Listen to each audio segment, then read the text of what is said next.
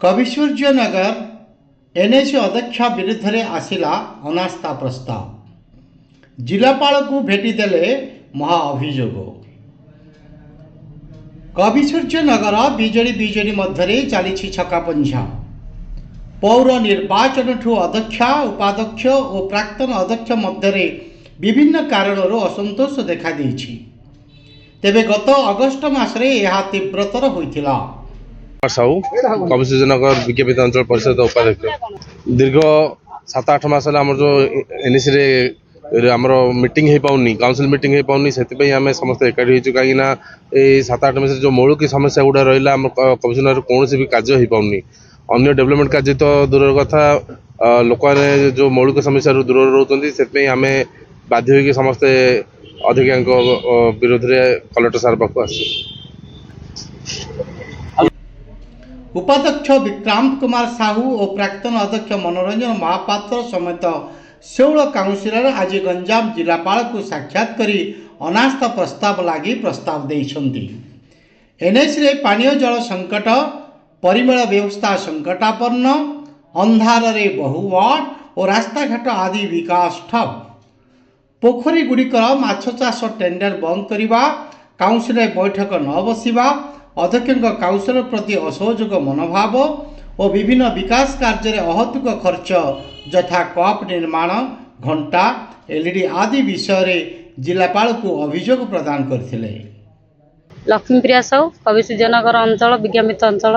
पूर्वतन अध्यक्ष तथा एवं 6 नंबर वार्डर काउंसिलर आमर दाबी रही आम समस्ते आज आम 16टा काउंसिलर आम विजु जनता दलर समस्ते आज एकजुट होकर आज जिलापाल पाखु आसीचु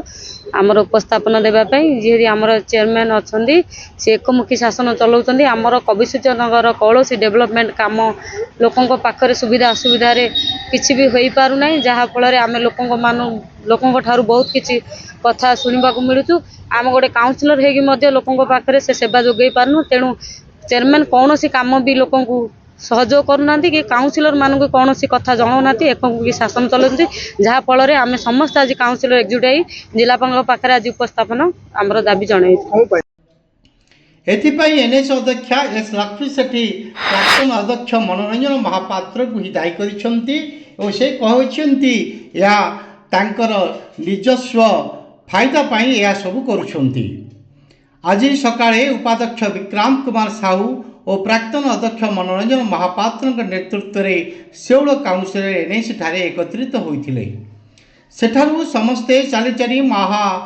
महामाई मंदिर में पहुंचीथिले सेठा पूजार्चना करी छत्रपुर जिलापाल को साक्षात पाई बाहरथिले। गंजाम जिलापाल को साक्षात करी अध्यक्ष विरुद्ध में अभियोग देवा सह अनास्था प्रस्ताव गृहीत करने को निवेदन करथिले। जिलापाल खूब शीघ्र अनास्था प्रस्ताव लगी निर्वाचन तारीख घोषणा करने को जनापड़ी। अन्यपटे बीजेपी विधायक काउंसिलर को आस्था भाजन होगा परिवर्ते किसी युवगोष्ठी को धरी कविसूर्यनगर विकास करने को अंटा भिड़ा अत्यंत हास्यास्पद घटना। तेबे अनास्था प्रस्ताव गृहीत हेब ना ता पूर्वर अध्यक्ष इस्तफा देवे ताहा देखा बाकी रहिला। मनोरंजन महापात्र कविसूर्यनगर एनएसी पूर्वतन अध्यक्ष वर्तमान वार्ड नंबर 2 काउंसिलर आम बीजेडी टिकट रे 18टा वार्ड रु 16 वार्ड रे निर्वाचन रे विजय लाभ करूँ आउ जड़े स्वाधीन भाव विजय लाभ कर आम साथी अच्छा टोटाल आम 17 काउंसिलर प्लस चेयरमैन आम एक बॉडी तैयारी परिषदर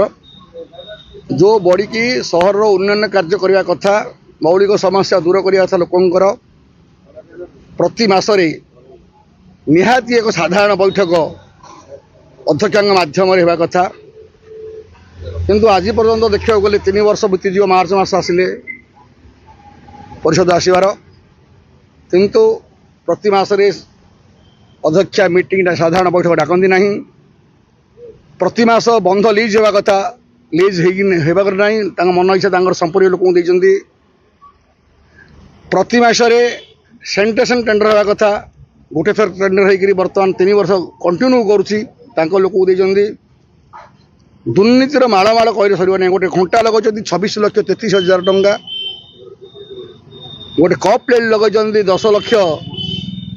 पाखपुखा एमती विभिन्न प्रकार एलईडी स्क्रीनर टीवी लगी 2टा 18 लाख 15 लाख टंका बिना रेजुलेसन में सब आमर अभियोग हूँ सहर उन्नति सहरवासी मौलिक समस्या दूर करने ए अध्यक्ष आमर आस्था ना तेणु आम अनास्था प्रस्ताव आज जिलापाल देचु अनास्था प्रस्ताव बाहर करने आम समस्त निष्पत्ति नहीं। ब्यूरो रिपोर्ट प्रेरणा न्यूज टुडे।